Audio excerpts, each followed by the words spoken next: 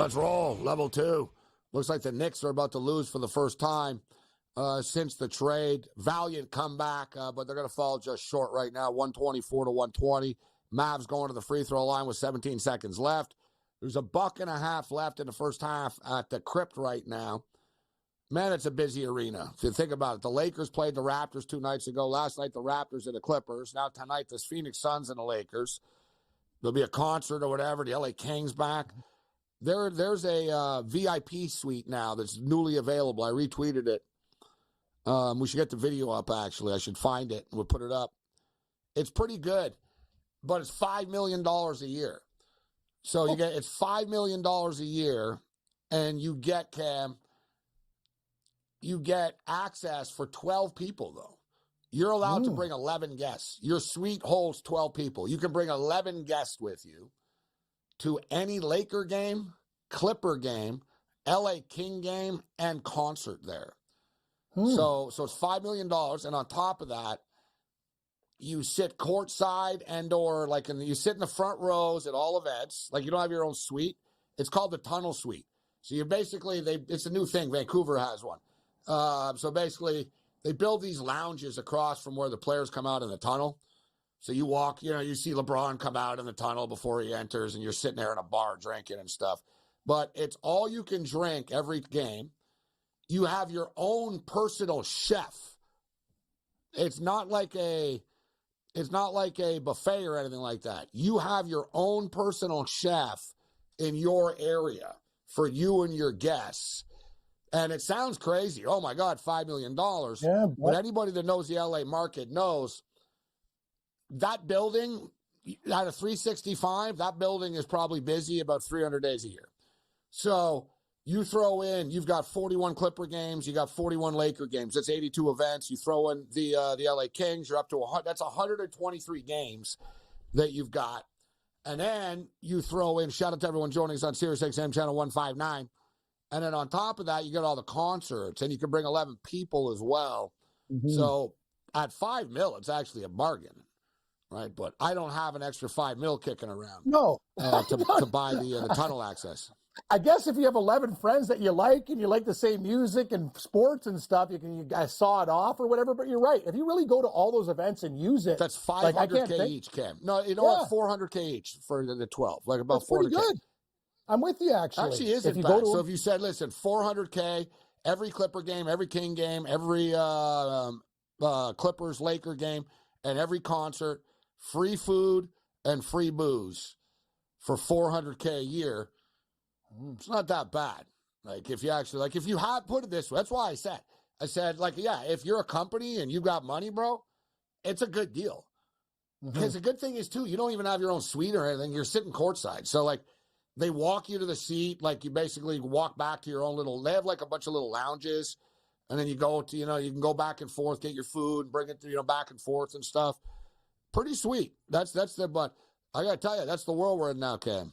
Not $5,000, not $500,000, $5 million. $5 million. I have a question, though. Say the consortium, they're busy and another group wanted to rent it. Do you get, can you one night say, hey, we're going to take a certain amount of, hundreds of thousands from these guys if they wanted a certain part of the year? Okay, then that's the other thing, too.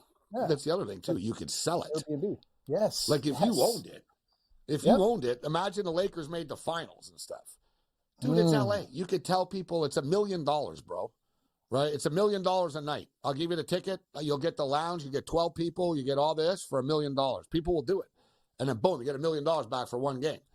But that's what I'm saying. I was talking with people, online about it when it came out, and we were all saying the same thing. Because the average person was like, oh, my God, that's insane, $5 million. And we started to do the math and say, well, it really isn't at all. It's actually, if you got the $5 million, you can cash in on this. Right? Between all these big events, man, Taylor Swift concerts. Dude, you have a 12-ticket box for a Taylor Swift concert. That's Taylor Swift tickets go for $5,000 to $10,000.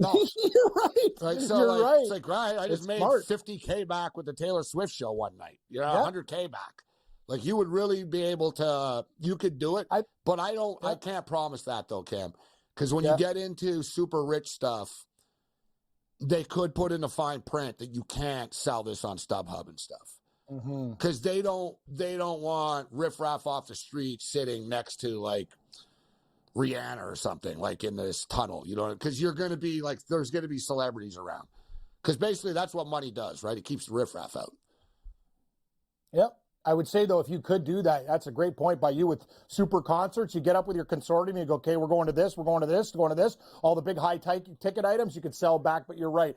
It's kind of like Airbnb and stuff like that. There's certain rules, small fine print that you can't screw around with. I think you might be right on that. I don't think you can just rent it out anytime you want to. They'd be like, hey, this is the deal. You could probably have to use the facility, well, but you're right. Can. It's a great town. You can certain suites and stuff, but I don't know that deal. Like I don't know what the Crips deal is with this, with their package. But I know you're allowed to bring 11 people. You have cool. up to 12 people. $5 million. So it's 66.52 right now with the Crypt. So the total is 236.5 right now with the half. We're up to 118 points. So we're right sort of on pace. The deal with this, where it's tough for the in-game total guys, is, are the Lakers going to quit? Are they going to go on a run? Or are they going to quit? Like if Phoenix are blowing them out, like the Lakers won't score late. So let's just, I guess we just missed the bus on this one where we're late to the train station, etc. But we do have a bunch of college basketball. I jumped in. I took over 155.5, guys, in Gonzaga and Santa Clara. The game closed at 157.5. So it wasn't like I got any value or anything. It's currently 161.5 right now. Gonzaga were 7.5-point favorites in this game. They're losing 52-46, but there's 14 minutes left, and now they're minus 105, Cam. There's a lot of basketball left. You're getting like I said, you're getting the better team. They just need to come back to win the basketball game right now. Santa Clara, 11-6 on the season. Good basketball team, pretty good. But are they going to be able to hang on and beat Gonzaga? I'm not sure they will, actually. I think Gonzaga probably going to come back and win this game. I already took the over, but I'm looking at Gonzaga now.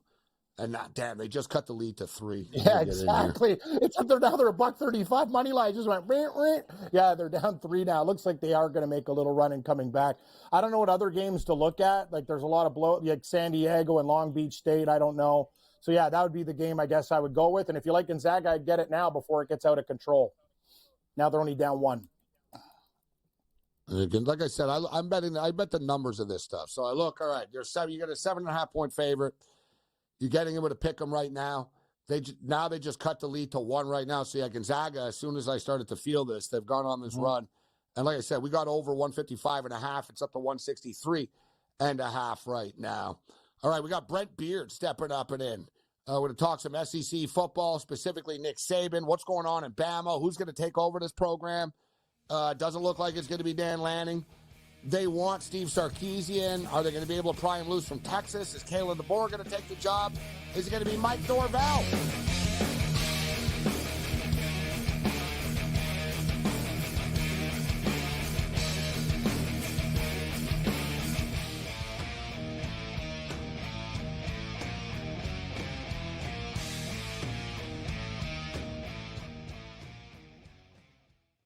Quarterback at quarterback. We're going to lay some juice. We're going to have some dog prices. And we're going to go right in the middle. Because I don't know what they're doing. To me, they're in a complete rebuild, Kev. Go run. That's where overbackers on this 51.5 shot. So right now we saw a little bit more over money, but it's hovering right around. The winner of this game will be the division I don't care if they win because all we care about is the money, baby. The money. Pro Football Today. It's smarter to be on SportsGrid. San Francisco minus 120 to win the NFC Championship. It's the Cowboys with the second best number. The Eagles at 7-1. What the hell's the difference between the 6 and the 7 seed? I need my guys healthier to make a playoff push. They took the bye week and still won the football game. You want to talk about two franchises going in the wrong direction? The Eagles. Ridiculous what they did this week. The early line. Only on SportsGrid. It's a lot of fun to do because you could kind of, place a season-long bet all at once and just wait it out. I've always found that interesting. But New York is one state where it's a little bit unclear. You cannot bet on basically anything that requires a vote. So you're talking about an MVP award, Cy Young, Rookie of the Year, anything where people at the end of the year have to vote. Newswire, only on SportsGrid. Bills going on the road to Miami Gardens, knocking off the Dolphins as 3-point favorites. They win it 21-14. You want to lose like the Falcons did today, 48-17? That's probably bothersome. You want to win an ugly game where you throw 3 picks, but you end up winning the division? No one cares. Ain't nobody going to talk about interceptions in the end zone tomorrow. You know what they're talking about? Hosting the Pittsburgh Steelers next weekend in the playoffs. Football Full Circle, only on SportsGrid. Anyone that's been to a sporting event, the atmosphere before a game, I think Game Time Decisions has that same exact atmosphere. This is our arena. This is what we do. There is going to be an energy to Game Time Decisions that you will feel night in and night out. The excitement you get when you lock your bets in, when you're figuring out what you want to do, we can zone in on the biggest games each night. I want this to be the place that people come to before the games start so they feel as ready as possible to lock in their cards. We are going to hit every single one of those markets that you need to know about. We're going to go through every single thing, and I've got a great team behind me that's going to help me get the job done. There is not going to be a better place, I promise you, than Game Time Decisions to get that new information, react to it, and be able to then bet accordingly. We will have everything at our disposal, and we will use that to our advantage. I'm Kevin Walsh. Tune into Game Time Decisions from 6 to 8 p.m. Eastern on SportsGrid.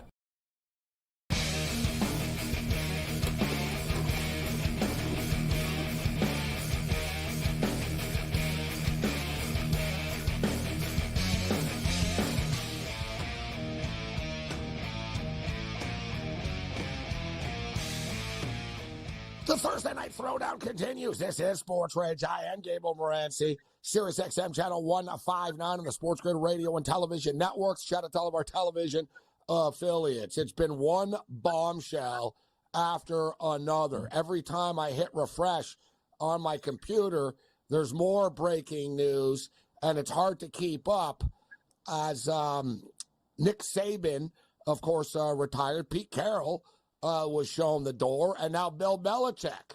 We literally have like 3 legendary coaches whose careers have somewhat changed, come to an end in the last 48 hours. And, oh, yeah, we still have the Jim Harbaugh situation. There's a lot of stuff going on right now. Let's bring in Mr. Brent Beard, First Coast News college football analyst, Heisman Trophy voter, and more. Brent, it's always a pleasure, sir. How you doing tonight?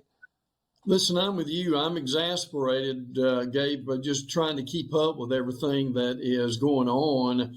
And listen, the guys that you mentioned, I may be off on my math, but over 800 wins, which is amazing to have that much history to go on at one time. So I would say Belichick and Carroll, not a surprise. Nick Saban was a surprise. I think we thought it was going to happen, what, Gabe, a year, 2 years, 3 years from now, not this week. To put it in perspective, everybody, now that, we start to find out what was going on behind the scenes a little bit, Nick Saban was hiring wide receiver coaches yesterday. Nick Saban participated in an SEC coaches call. They have like a private coaches call every week. He participated in the coaches call and was reportedly very vocal about issues regarding college football, issues regarding the SEC moving forward. Not one coach had any inclination at all that he was about to retire an hour after the call, essentially. That's amazing, isn't it, Brent, that he was actually in the process of meeting wide receiver coaching candidates. That's right. Doing coaches calls. Yes. And then after, he meets with his team privately and tells them that, you know what, I'm tired and I need to take a step back. And the words that I heard was the mental grind was starting to catch up. He said that if he ever got to the point to where he couldn't give it 100%, that he would probably step aside. That's where he is now, Gabe.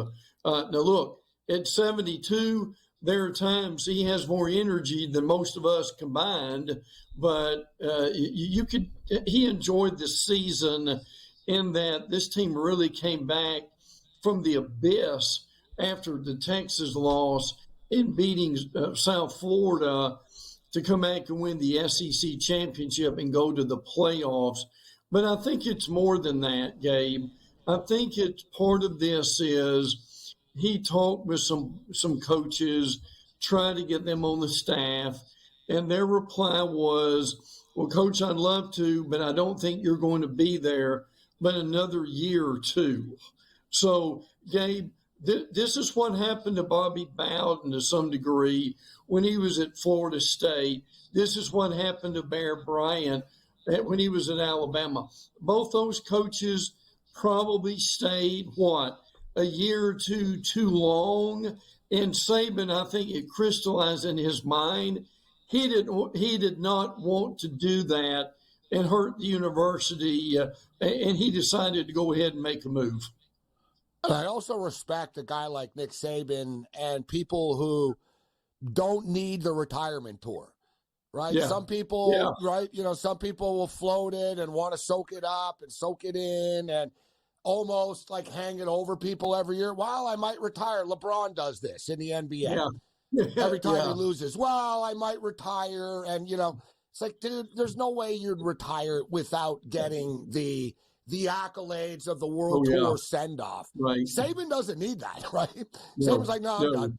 Like, think about that, guys. He's hiring coaches, and then he says, you know what, I'm going to meet with my team, and then he just tells them, I'm done. I can't do this anymore. Yeah. And he told them, too, as well, I don't have health issues, but I think it's better for my health that I take a step back. Which means, I guess, Brent, it's just caught up to him, huh? I mean, the intensity. How many hours a night do you think that Coach Saban has slept over the years? 5, 4, 6? Maybe. I mean, what he said to Chris Lowe of ESPN was, at 62, I could work. Get this, Gabe. At 62, I could work 14 hours a day. 14 hours a day, and I can handle it. At 72, it's more of a grind than what it used to be. And listen, to your point, Alabama has not called a press conference they announced it through a release, but Saban really does not want or need a press conference to talk to the media because he's retired. So I think they're going to probably come up with some kind of a support job position for him at Alabama. We'll see where that goes. But you're right on. Look, does he have a big ego? Of course he does. But that ego is not big enough to where he needs a 2-hour press conference to say goodbye.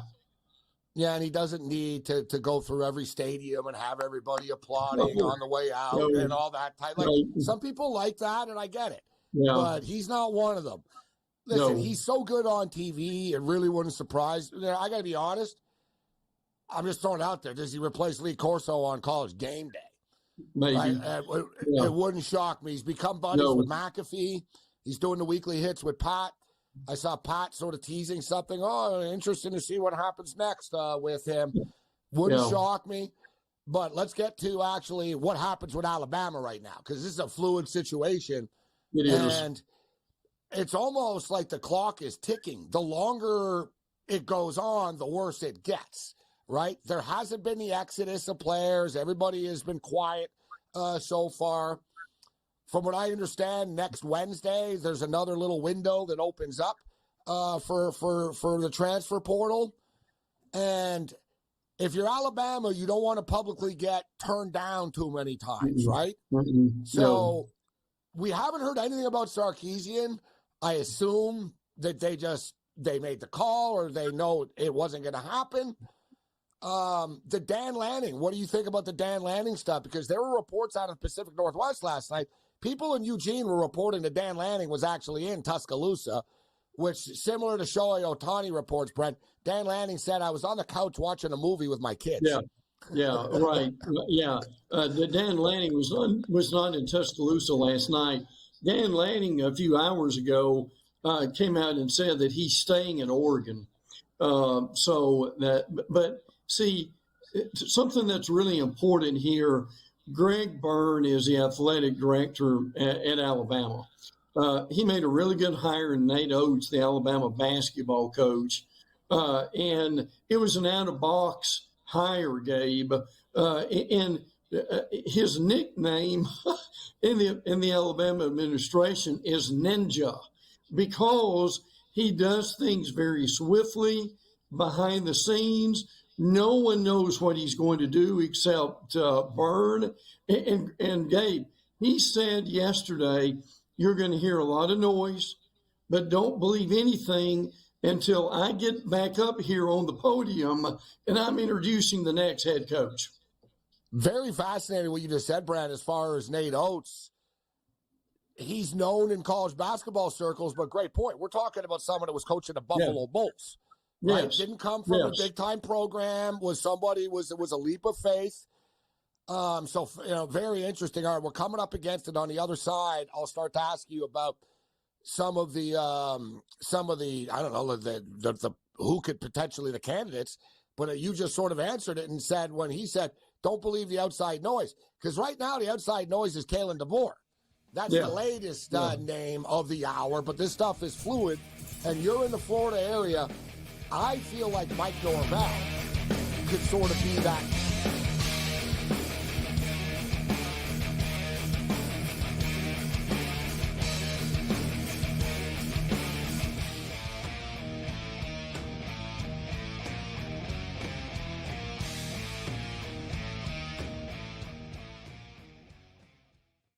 Quarterback at quarterback. We're going to lay some juice. We're going to have some dog prices, and we're going to go right in the middle. Because I don't know what they're doing. To me, they're in a complete rebuild, Kev. Go run, run, run.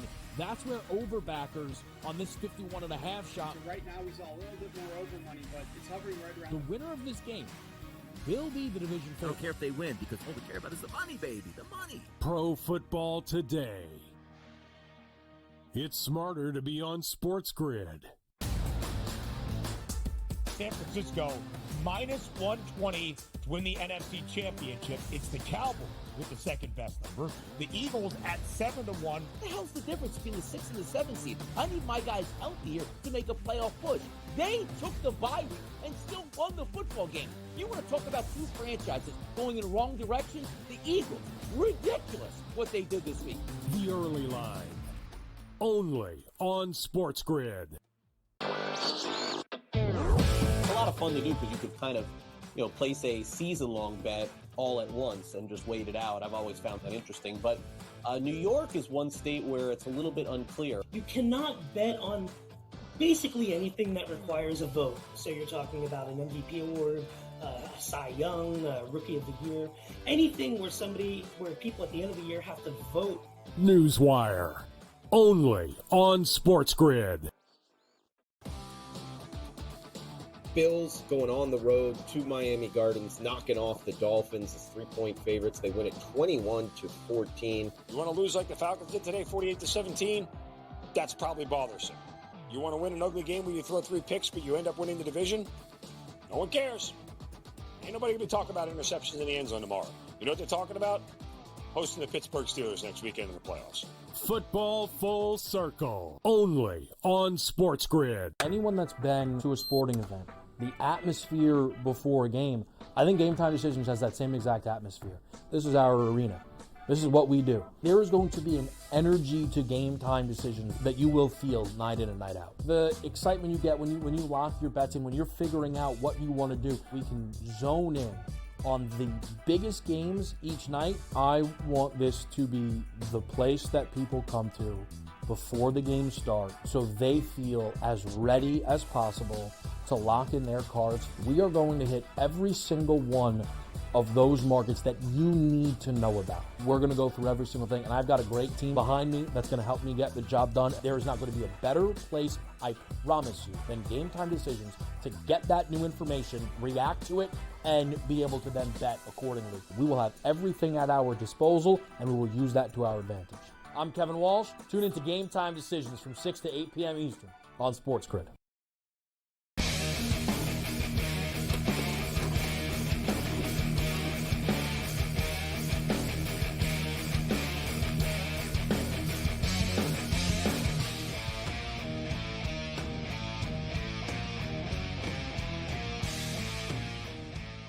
The Thursday Night Throwdown countdown to kickoff is on. We've got football fever. This has been the craziest week ever off the field. We didn't get to me and Brett were going to talk about the championship game. And, of course, we got the NFL playoffs. We've got all these coaching vacancies. We've got all these legends that still want to coach. Belichick still wants to coach. Pete Carroll still wants to coach. Saban does not want to coach. And the question is, where is Harbaugh going to be coaching next year? And I'm curious your take on Harbaugh, Brent. But as far as the Bama job is concerned, you just said that their AD said, don't listen to outside noise. Listen to me when I make an announcement. The outside noise right now is Kalen DeBoer. Are you buying or selling that? Yeah, I'm buying that. Listen, I think DeBoer will be a tremendous hire. I've got a lot of respect for him and what he's done for that program. And now, again, he does not have SEC ties, meaning does he have connections in recruiting in the SEC?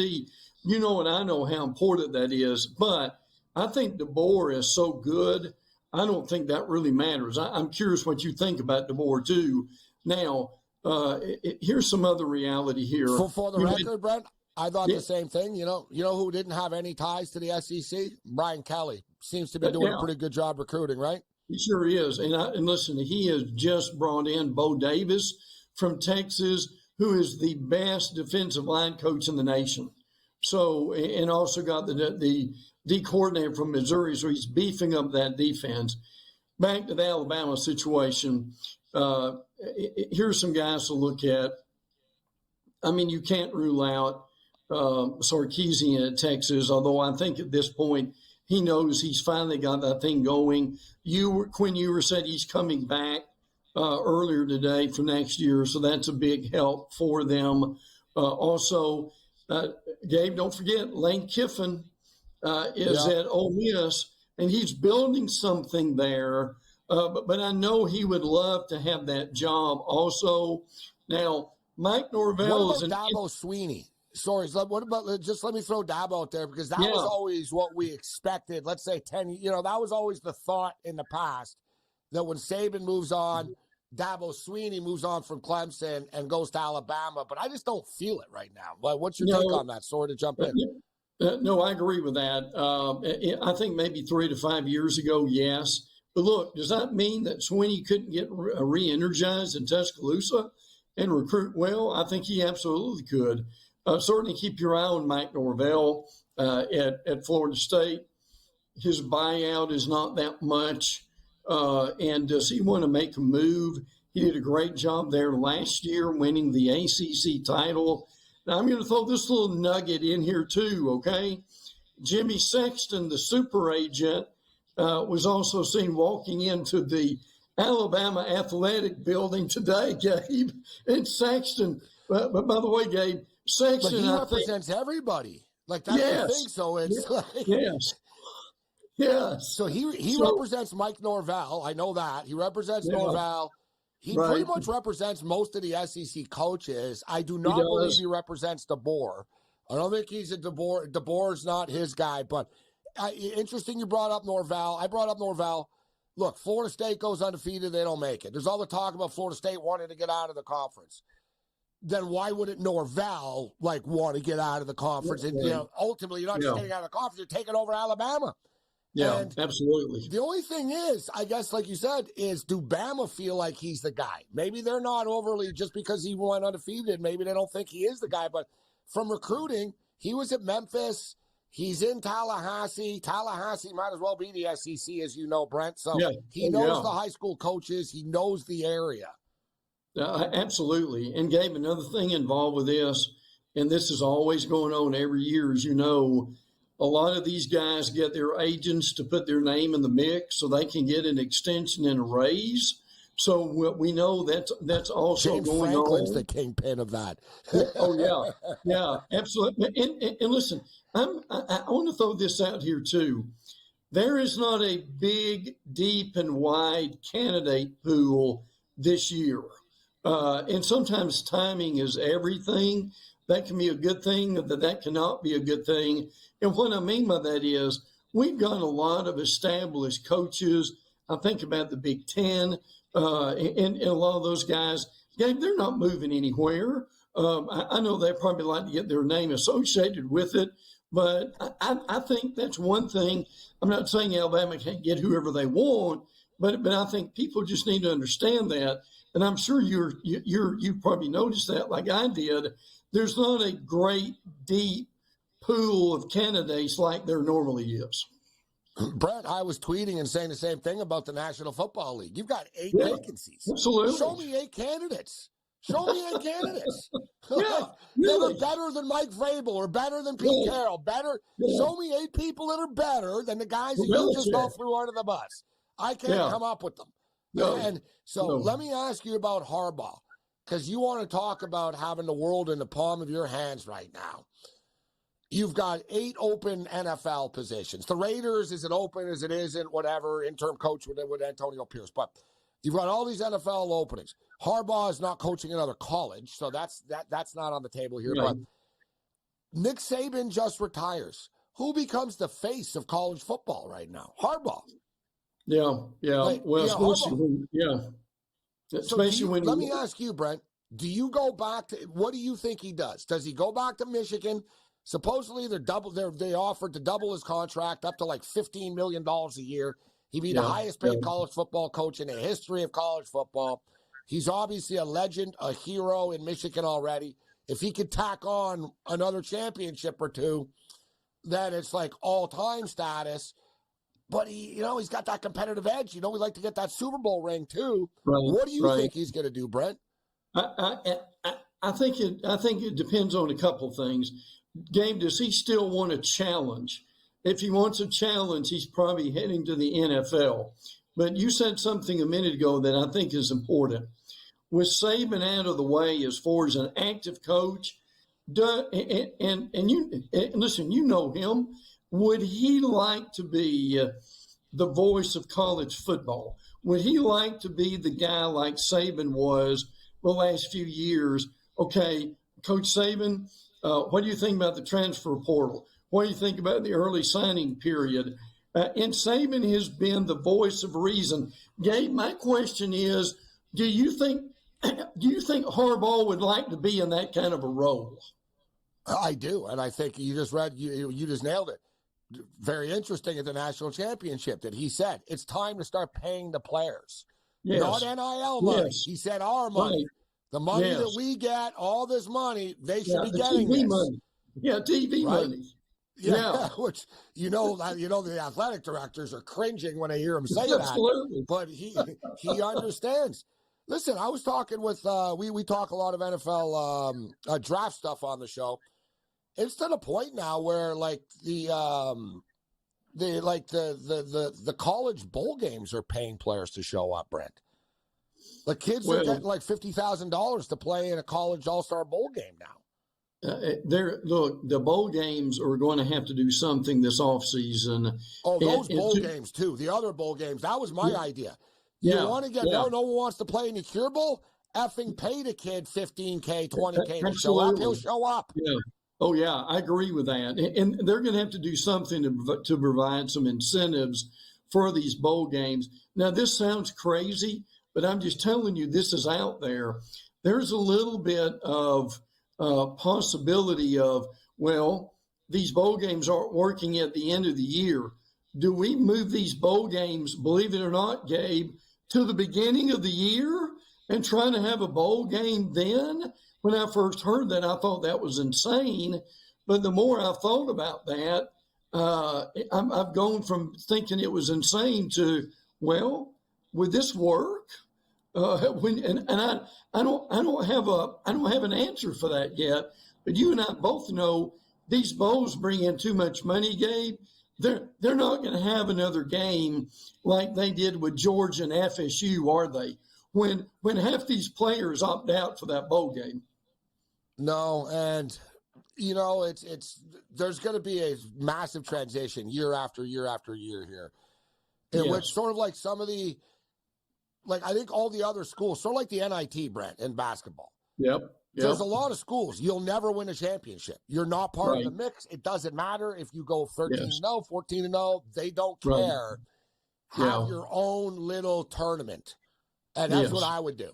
I would say, you know what, the Liberty Bowl and all this is for us. And we're having I think where we're going eventually, Brent, is I think ESPN will have the power to make these early bowl games part of a play-in to the college football playoff.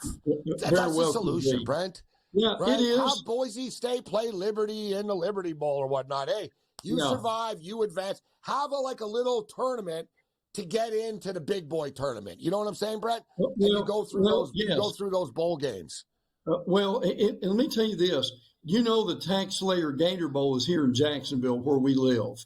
I'm just telling you right now, people in this town, they would give anything for that bowl game to matter and to be a part of the playoff. That really, to me, and I agree, that's the answer to it. And the opening rounds, Brent, the opening rounds are on campus. Why? Why not just make them these bowl games in early December? Yeah, right? and really that may happen. But we're running out of racetrack already. I can't believe time always flies, Brent. But how about that Michigan Wolverines, Brent? Finally, the championship back in Ann Arbor, baby. Back in Ann Arbor. And I remember something Gene Stalling said years ago.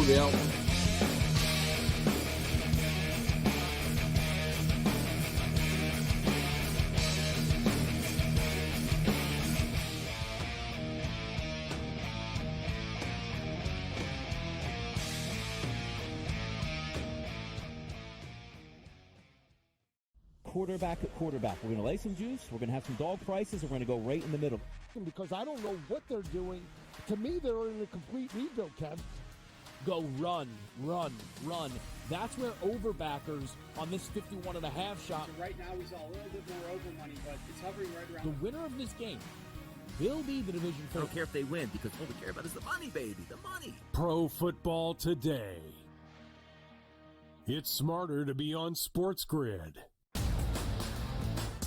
San Francisco minus 120 to win the NFC Championship. It's the Cowboys with the second best number. The Eagles at 7-1. What the hell's the difference between the 6 and the 7 seed? I need my guys healthy here to make a playoff push. They took the bye week and still won the football game. You want to talk about two franchises going in the wrong direction? The Eagles. Ridiculous what they did this week. The early line. Only on SportsGrid. A lot of fun to do because you could kind of, place a season-long bet all at once and just wait it out. I've always found that interesting. But New York is one state where it's a little bit unclear. You cannot bet on basically anything that requires a vote. So you're talking about an MVP award, Cy Young, Rookie of the Year, anything where people at the end of the year have to vote. Newswire. Only on SportsGrid. Bills going on the road to Miami Gardens, knocking off the Dolphins as 3-point favorites. They win it 21-14. You want to lose like the Falcons did today, 48-17? That's probably bothersome. You want to win an ugly game where you throw 3 picks, but you end up winning the division? No one cares. Ain't nobody going to talk about interceptions in the end zone tomorrow. You know what they're talking about? Hosting the Pittsburgh Steelers next weekend in the playoffs. Football Full Circle. Only on SportsGrid. Anyone that's been to a sporting event, the atmosphere before a game, I think Game Time Decisions has that same exact atmosphere. This is our arena.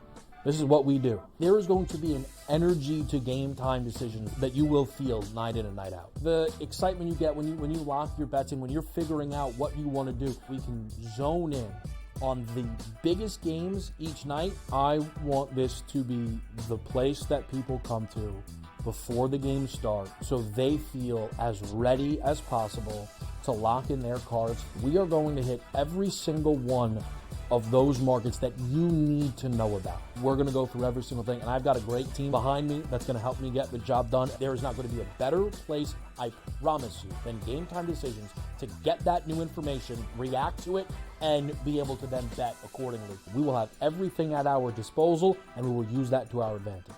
I'm Kevin Walsh. Tune into Game Time Decisions from 6 to 8 p.m. Eastern on SportsGrid.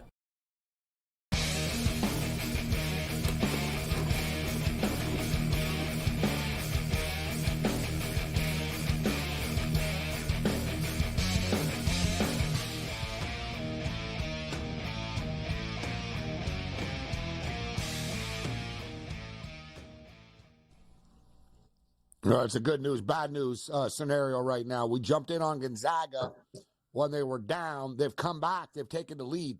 It's 76-74 right now. It needed that basket, actually. We've got the over 155.5 as well in this game. So we're only at 150 right now. There's a minute left. Should be some fouls. This is going to come down to the wire here. 76-74 for Gonzaga. We've got a bunch of late-night college basketball going on. And in fact, we even have another game that hasn't tipped off yet.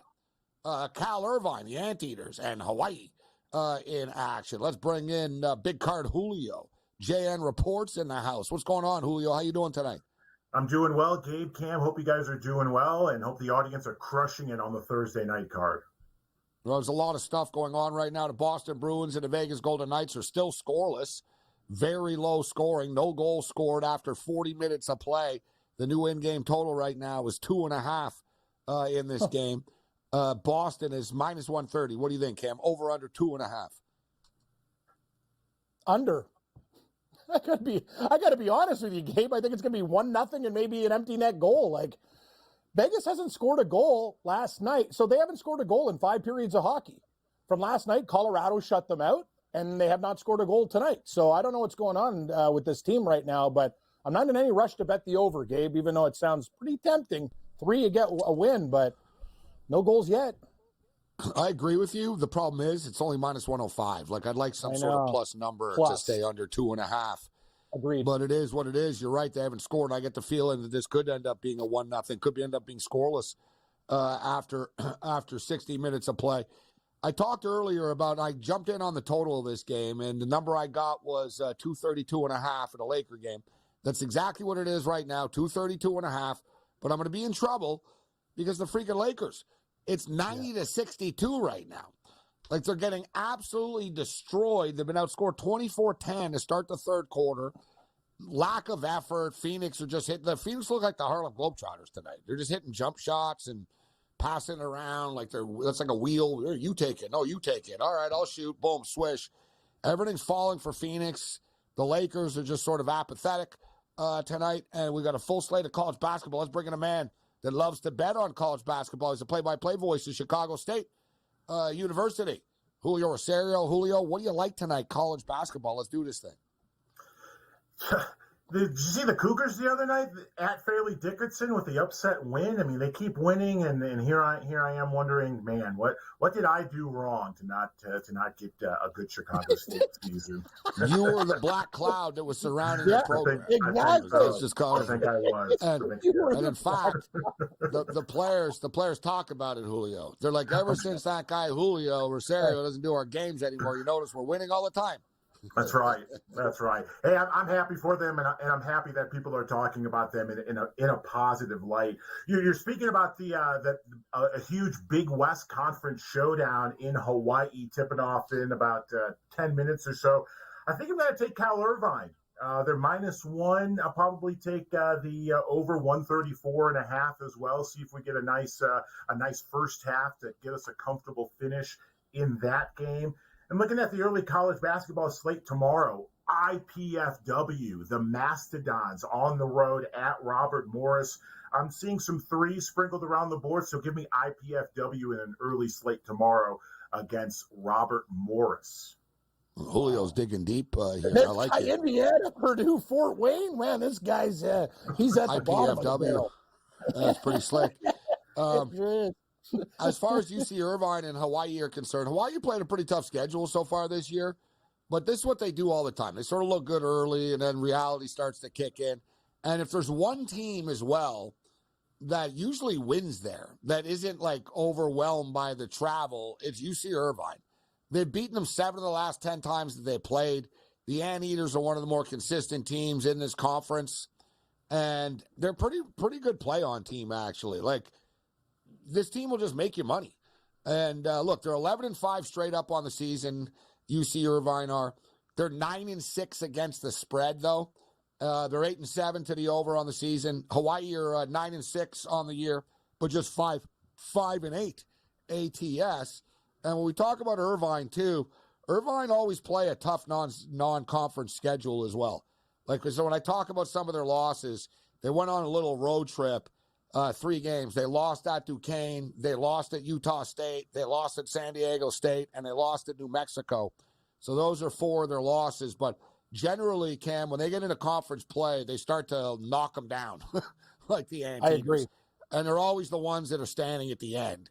They're going to win this game. They're going to beat Hawaii tonight.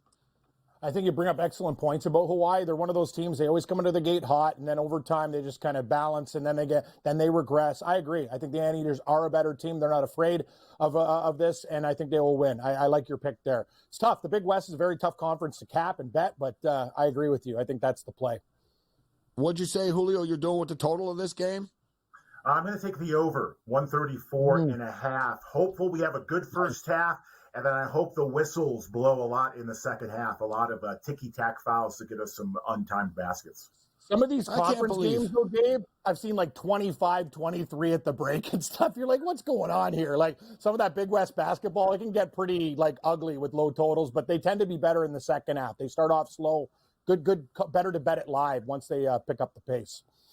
UC Irvine historically were one of those teams that kind of didn't score a lot, right? That they wanted to beat you 55-50, yet they've opened things up a little bit. Like if you look, like I said, they're 8-7 to the over on the year. They actually can score. They do score. And speaking of which, it's not going to happen for me. It's 76-75 right now, Gonzaga. I got to get the freaking, what do I got, 153.5? 155.5, dear God. Yeah, I'm not going to get there. It's 76-75 right now. 12 seconds left. Gonzaga going to the free throw line. I guess maybe. I don't know. Let's see. What happened here? No, there's 5 seconds left and counting, actually. Santa Clara, like going for the. Oh, my God. Santa Clara just scored. Woo, with 4 seconds left. 76. Wow. They're winning. Oh, they're winning Steve by Nash. 1 now. Yeah. It seems like This is a nightmare. I'm on Gonzaga in the over. It seems like ever since Lloyd left Gonzaga to go to Arizona State, the big-time recruits have sort of dipped over the last few years up in Spokane. So if you're going to play that, Gonzaga is still that like major brand, and so the books are going to inflate their numbers. I'm almost tempted the rest of the way in the West Coast Conference to fade Gonzaga because it seems like the numbers aren't adjusting yet. I'd rather fade Gonzaga than take Gonzaga in some of these big spreads. They were 7.5-point favorites tonight. I took them just on the money line when they were down, and the game was a pick 'em. They actually came back and took the lead, but you're right. They're not the same team, and good call as far as Lloyd now, who's the head coach at Arizona that was like their great recruiter. All right, Julio, NFL football. What are you looking at this week? What do you got for us? You know, everyone's talking about the under in Kansas City and Miami. And sure, we could take the traditional sides, but let's try to squeeze as much value as we can in this game. If we think it's going to be under, let's look at some of these props. Longest touchdown, under 34.5, minus 115. I know it's going to be freezing, but I think we'll see more shorter than longer field goals. So I'm going to take over 3.5 field goals at plus 105. A touchdown to be scored after the 10-minute mark of the first quarter, minus 115. Under 4.5 total touchdowns in the game. Under 4.5 at even money. Under 3.5 plus 240. Again, I think it's going to be a very low-scoring game. I don't think we're going to get many touchdowns. So I'm going to try to attack these props as much as possible. Under 2.5 total touchdowns, 7-1. 7-1. I'm going to play these numbers. Under 1.5, 16-1. Again, I'm going to swing a big stick in this game. Hopefully, I'm like Bo Jackson and knock a few out of the park. I love your style, Julio. So you like the game to go under, and every prop is under. You're like under I love over minutes, like under. The only problem with a cold weather game is if, like, and you talk about it like tackling. If some guy's like, oh, I get so, like, and he just doesn't wrap up, and then one guy's gone, like Pacheco's like, see ya. Other than that, Julio, if they just do the basics, I think you're onto something. But I've got a couple more. Tackling, and don't forget, cold weather could lead to fumbles as well, which could lead to Yes. short fields and field position. Yep. I've got a couple more for you guys. Miami Dolphins team total under 17 plus 140. Kansas City team total under 24 plus 165.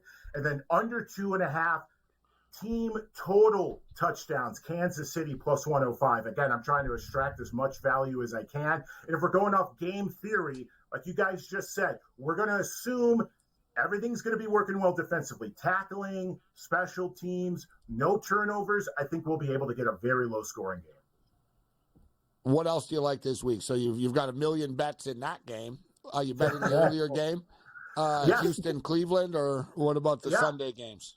Look, I'm one of those who believe that you can win a Super Bowl with an average to above average quarterback. You need a strong offensive line and a strong defense to make that possible. Cleveland have that recipe, and now they have a guy in Joe Flacco who's a resurgent, spreading the wealth around. So I think Cleveland legitimately has a shot to make it to the AFC title game. I think they win running away. So give me the Browns -2. We're playing in Houston. I think we're going to get some points on the board. So give me over 44.5. Joe Flacco over 1.5 touchdown passes, and CJ Stroud to throw an interception in the game. I brought it up earlier, rookie quarterbacks and their struggles in their playoff debuts. The last 10 years, there's been 6 of them. They're 1-5 straight up. The only rookie quarterback to win his first as a rookie was Brock Purdy with the San Francisco 49ers. I got to believe that the experience of the Cleveland Browns will be enough to get it done there. What about Sunday's games, Julio? Saturday's cool, but Sunday is where it's really at. You start off with Buffalo and Pittsburgh, and then Green Bay, Dallas, and then the big Matthew Stafford return to Motown, Lions versus Rams. Give me Buffalo and the Cowboys in a teaser. Survive in advance, right? So at 10, I'm a little leery. I just think Buffalo just wants to win the game. So give me Buffalo, Cowboys in a 6.5-point teaser.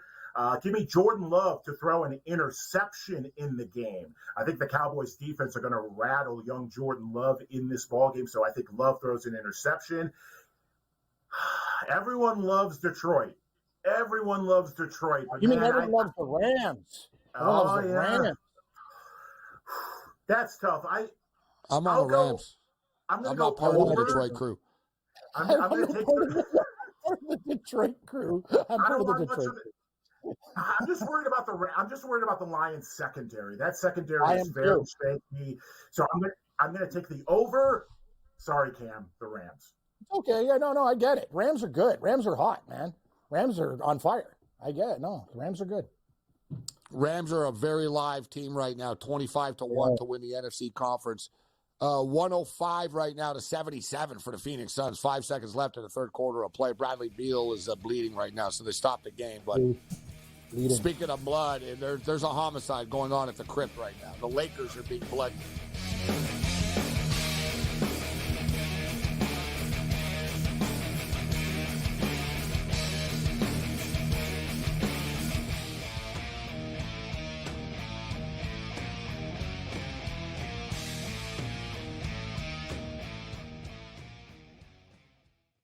Quarterback at quarterback. We're going to lay some juice. We're going to have some dog prices, and we're going to go right in the middle. Because I don't know what they're doing. To me, they're in a complete rebuild, Kev. Go run. That's where overbackers on this 51.5 shot. So right now he's all a little bit more over money, but it's hovering right around. The winner of this game will be the division I don't care if they win, because all we care about is the money, baby, the money. Pro Football Today. It's smarter to be on SportsGrid. San Francisco -120 to win the NFC Championship. It's the Cowboys with the second best number. The Eagles at 7-1. What the hell's the difference between the 6 and the 7 seed? I need my guys healthy here to make a playoff push. They took the bye week and still won the football game. You want to talk about two franchises going in the wrong direction? The Eagles, ridiculous what they did this week. The early line, only on SportsGrid. A lot of fun to do because you could kind of, place a season-long bet all at once and just wait it out. I've always found that interesting. But New York is one state where it's a little bit unclear. You cannot bet on basically anything that requires a vote. So you're talking about an MVP award, a Cy Young, a Rookie of the Year, anything where people at the end of the year have to vote. Newswire, only on SportsGrid. Bills going on the road to Miami Gardens, knocking off the Dolphins as 3-point favorites. They win it 21-14. You want to lose like the Falcons did today, 48-17? That's probably bothersome. You want to win an ugly game where you throw 3 picks, but you end up winning the division? No one cares. Ain't nobody going to be talking about interceptions in the end zone tomorrow. You know what they're talking about? Hosting the Pittsburgh Steelers next weekend in the playoffs. Football Full Circle, only on SportsGrid. Anyone that's been to a sporting event, the atmosphere before a game, I think Game Time Decisions has that same exact atmosphere. This is our arena. This is what we do. There is going to be an energy to Game Time Decisions that you will feel night in and night out. The excitement you get when you lock your bets in, when you're figuring out what you want to do, we can zone in on the biggest games each night. I want this to be the place that people come to before the games start so they feel as ready as possible to lock in their cards. We are going to hit every single one of those markets that you need to know about. We're going to go through every single thing, and I've got a great team behind me that's going to help me get the job done. There is not going to be a better place, I promise you, than Game Time Decisions to get that new information, react to it, and be able to then bet accordingly. We will have everything at our disposal, and we will use that to our advantage. I'm Kevin Walsh. Tune into Game Time Decisions from 6 to 8 p.m. Eastern on SportsGrid.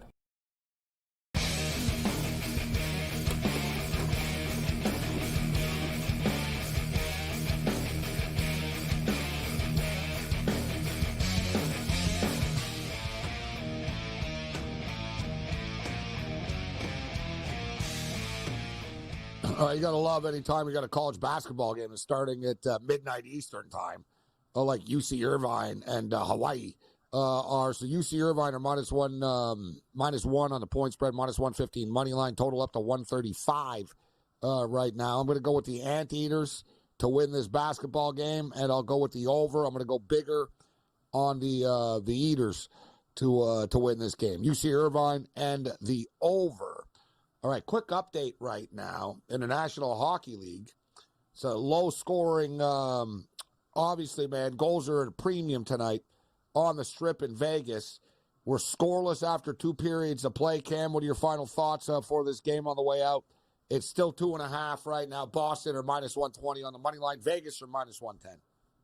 Under, but you're right, Gabe. We're not getting plus money, and that's dangerous if somebody scores an early goal. I think Boston wins this game 1-0 with an empty netter, 2-0 max. That's what I got. I'm on Boston. I hope they're able to escape this, actually. Me too. You know what I did jump in on, too? And we're at the half right now. I got the Beavers. I didn't really understand this point spread, actually. Like, why were Stanford favored by 4.5 tonight? So I pulled the trigger on the Beavers. They were down most of the first half, and I thought to myself, oh, God, why did I do this? But now they're actually winning. 39-34 at the half right now for the Beavers over to visiting Stanford Cardinal. St. Mary's are just absolutely mauling Portland. It's 56-23. They're minus 37.5, and we didn't get to this tonight. But speaking of beatdowns, guys, the Oklahoma City Thunder tonight, 139, Portland Trailblazers 77. It seems after that in-season tournament, the guys went back to not caring about That's like Cam. That's like UConn versus Metro Union in Toronto. There, where UConn play like 139-77, 62 points for those of you that aren't good at math. They lost by 62 freaking points tonight. Back 12 dogs, Morency. They've been hot. Hang in here, Julio. Thanks, Cam. Have a good one, guys. Later, Cam.